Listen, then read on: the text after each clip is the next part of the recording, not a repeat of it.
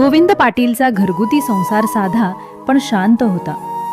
पाटीलवाडी गावाच्या एका कोपऱ्यातील जुने घर, जिथे सकाळी कावळ्यांचे आवाज, बैलांच्या घंटा आणि मातीच्या सुगंधात जीवन निघत असे. गोविंद साधा शेतकरी रोज सकाळी उगवत्या सूर्याला सामोरे जात असे. त्याची पत्नी मुक्ता सौम्य आणि सुशील, पण हळूहळू मनात एक अस्वस्थता टिकवत होती. त्यांना 10 वर्ष झाली होती, पण घरात मूल नव्हते. गावात लोक कुजबुजत असत, देव देत नाही तर काहीतरी चुकीचे असावे. गोविंद मात्र म्हणायचा, आपल्याला जेवढं दिलंय ते पुरेसं, बाकी सगळं वेळेनं येतं. मुक्ता मन हलवत म्हणायची, पण तिच्या डोळ्यात एक वेदना लपलेली होती. काही दिवसांनी गोविंदाचा जुना मित्र सुरेश काळे गावात आला. शहरात काम करणारा सुरेश पैशाचा आणि आत्मविश्वासाचा थाट घेऊन आला होता. त्याने गोविंदाला भेटताच गप्पा मारायला सुरुवात केली.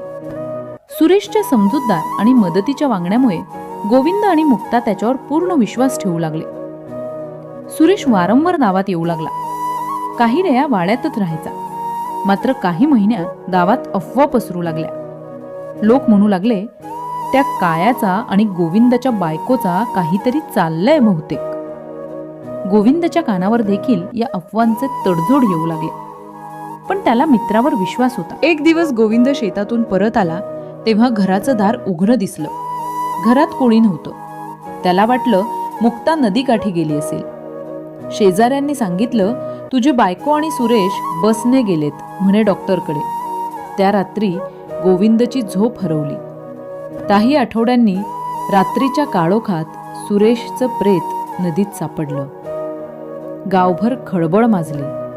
पोलीस आले. सुभेदार जगदाळे, कडक पण शांत अधिकारी. चौकशी सुरू झाली. बोट गोविंदकडे गेलं. तूच केलंस का विचारलं पोलिसांनी. गोविंद शांत होता, पण मनात खूप काही चाललं होतं. मुक्ता थरथरत उभी होती. तिच्या डोळ्यांत भीती आणि अपराध एकत्र दिसत होते. पोलिसांना नदीकाठी काही ठसे मिळाले. एका स्त्रीच्या चप्पलांचे आणि पुरुषाच्या हाताचे ठसे. गावात अफवा पसरली की मुक्ताने सुरेशला फसवलं. जगदाळेने मुक्ताला बोलावलं आणि तिने सांगितलं, मी काही केलं नाही, पण त्या रात्री तो माझ्या वाड्याजवळ आला होता. मी घाबरले आणि घरात गेले. त्यानंतर मी त्याला पाहिलं नाही. पोलीस तपासात समोर आलं, सुरेशने मुक्तेला फसवून दबाव आणला होता. ती घाबरली, पण गोविंदला सांगू शकली नाही. त्या रात्री सुरेश नदीकाठी गेला आणि गोविंद तिथे त्याला भेटायला गेला होता. वाद झाला, ढकलाढकली झाली आणि सुरेश पाण्यात पडून गेला. गोविंदने पोलिसांसमोर कबूल केलं, मी त्याला मारायचा हेतू नव्हता, पण जेव्हा त्याचं खरं समजलं तेव्हा माझं रक्त सळसळलं. मी त्याला थांबवायला गेलो, पण तो घसरला, पाण्यात पडला. जगदाळे साहेबांनी तपास पूर्ण करून फाईल बंद केली. काही महिन्यांनी गोविंद सुटलो. मुक्ता त्याची वाट पाहत होती. डोळ्यांत अश्रू, पण मनात माफी. मी तुला सत्य सांगू शकले नाही, पण माझं मन तुझंच आहे.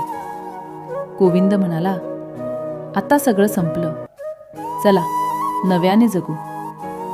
गाव पुन्हा शांत झालं. मातीवर पावसाची सुई पडत होती आणि त्या पावसात गोविंद व मुक्ता एकत्र उभे होते. त्यांचा संसार पुन्हा शांतीत आला. जगदाळे साहेबांनी सांगितलं, कधी कधी गुन्हा रक्ताचा नसतो, तो विश्वासघाताचा असतो. आणि न्याय म्हणजे फक्त शिक्षा नाही, सत्याचा स्वीकारही असतो. चॅनलला सबस्क्राईब करायला विसरू नका. धन्यवाद.